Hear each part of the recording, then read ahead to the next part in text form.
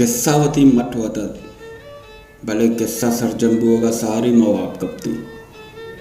परचा के मार तो किस्सा वती रंगा जुरो गए थे ओ गार बुआन थे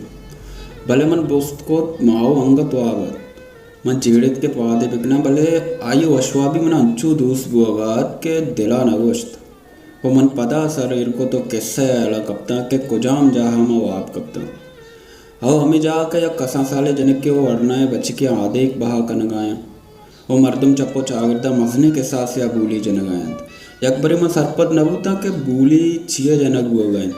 वही किस्सा था बच्चे गलेंद के मर्ची में आधे एक शर्रे वड़िया बहा बुआ गए परचा मर्दम सब बास बूली जनगायंत भले वरना छू सरपद नहीं के बूली पा काया जनक बुआ गए तवादे सरपद बीत के आधे के चारगा मर्दम नेत कगम बल्कि मैं टीटने जनक के चारगत कगम कुड़ा वरना आधे का चादरे मांपूशीत भले मर्दमानी अवसो राशानी सिंगसारी या बिंदात कना आधे प्रश्न वरना शीर्ष के जनक टप्पी बंद भले दयारा चा लड्डगा सोबमंद बा वो सफर कनान बंद ता कुच्छगी या शक्का बा तनिंगा किस्सा लास नहीं